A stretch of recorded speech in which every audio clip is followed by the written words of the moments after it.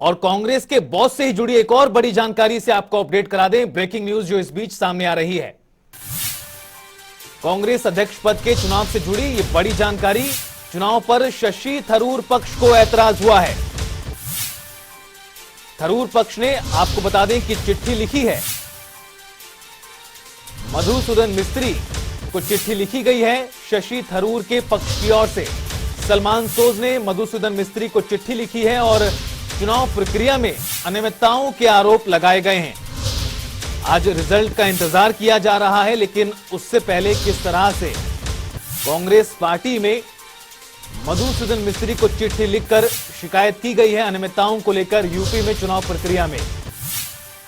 कौन बनेगा कांग्रेस का अगला बॉस, कौन संभालेगा कांग्रेस की कमान, वो भी उस दौर में जब कांग्रेस पार्टी सबसे ज्यादा चुनौतियों का सामना कर रही है। सलमान सोज ने मधुसूदन मिस्त्री को चिट्ठी लिखी है। चुनाव समिति के अध्यक्ष हैं मधुसूदन मिस्त्री।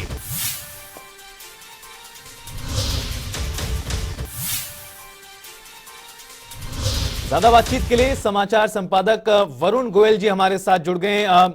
वरुण जी, इंतजार तो इस बात का है कि आखिरकार कांग्रेस पार्टी को नया बॉस मिलेगा, लंबे समय से मांग की जा रही थी, लेकिन फाइनल नतीजे सामने आए उससे पहले चिट्ठी के जरिए खबरें बाहर आ रही हैं। देखिए, कुल मिलाकर क्या है कि शशि थरूर के जो पोलिंग एजेंट है सलमान सोज, उन्होंने 4 पन्नों की चिट्ठी लिखी है और खासकर यूपी में वोटिंग में धांधली का आरोप लगाया है। दरअसल जब से चुनाव प्रक्रिया शुरू हुई, हमने पहले भी देखा था जब शशि थरूर ने ये कहा था कि ये जो चुनाव है वो फेयर नहीं हो रहा है, या फिर जब वो कहीं जाते हैं तो जो प्रदेश अध्यक्ष हैं, जो प्रभारी हैं, वो उनसे मिलते तक नहीं है, वो उस टाइम उस राज्य में नहीं होते हैं। उन्होंने पहले ही शिकायत की थी। तब मधुसूदन मिस्त्री ने कहा था कि इन शिकायतों को छोड़कर अगर प्रचार पर ध्यान दें तो बेहतर रहेगा।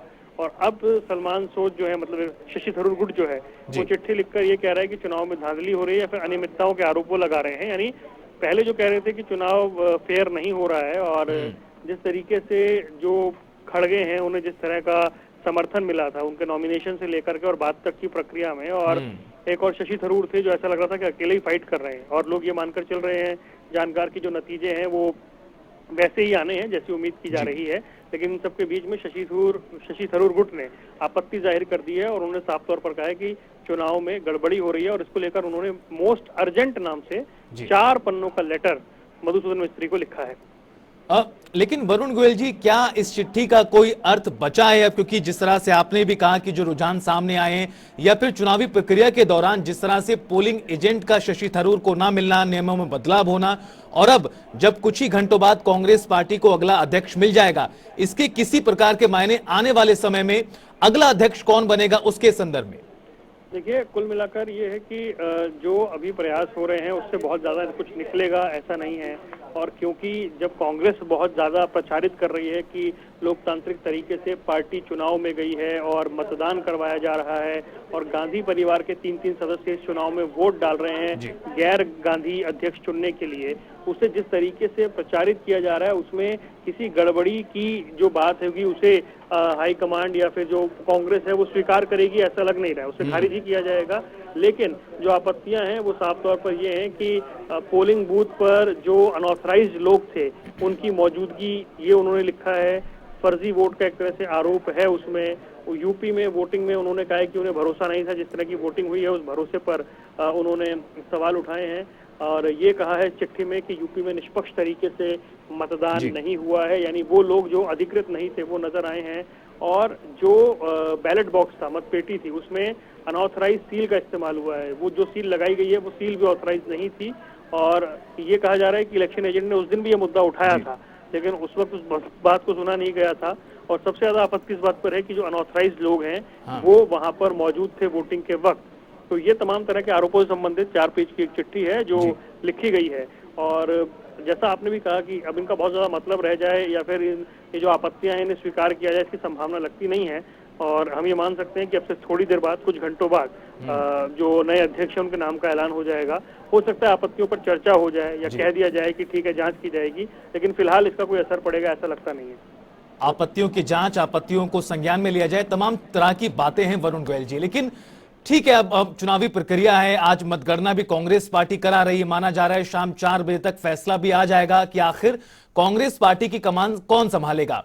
लेकिन जिस तरह से माना जा रहा है कि मल्लिकार्जुन खड़गे जीत सकते हैं और बड़े मार्जिन से जीत सकते हैं, मार्जिन का किस तरह से रोल रह सकता है? जो शशि थरूर को वोट मिलते हैं और मल्लिकार्जुन खड़गे को वोट मिलते हैं, क्या उसका भी कहीं ना कहीं जो पूरी प्रक्रिया जब खत्म हो जाएगी, जब अध्यक्ष पद का फैसला हो जाएगा, उस वक्त इस वाले मुद्दे को उठाया जा सकता है? चुनावी प्रक्रिया को लेकर सवाल उठाए जा सकते हैं। पहले भी कहा गया कि जो प्रक्रिया ठीक तरीके से नहीं हो रही, आज एक बार फिर चिट्ठी के जरिए शिकायत भेजी गई है। अगर मार्जिन की बात की जाए, जो आखिरी चुनाव हुआ था जिसमें सोनिया गांधी, उनके सामने जितेंद्र सिंह ने चुनाव लड़ा था, तो जितेंद्र सिंह को 80 से भी कम वोट मिले थे और बाकी 9000 के आसपास जो वोट थे वो सोनिया गांधी को मिले थे। इस बार हो सकता है कि दक्षिण भारत के जिस क्षेत्र से शशि थरूर आते हैं वहां के डेलीगेट्स उन्हें वोट दें, लेकिन कुल मिलाकर जो हम प्रस्तावकों को देख रहे थे, जो हर प्रदेश के, चाहे भूपेंद्र सिंह हुड्डा हो, चाहे राजस्थान में अशोक गहलोत हो, या और भी हमने राज्यों में देखा, तो ऐसा लग रहा था कि बहुत बड़ी जो संख्या है वो रहने वाली है वोटों की, जो मल्लिकार्जुन खड़गे हैं उनके पक्ष में। उस लिहाज से मार्जिन यहाँ पर भी एक बड़ा अंतर दिखाई दे सकता है।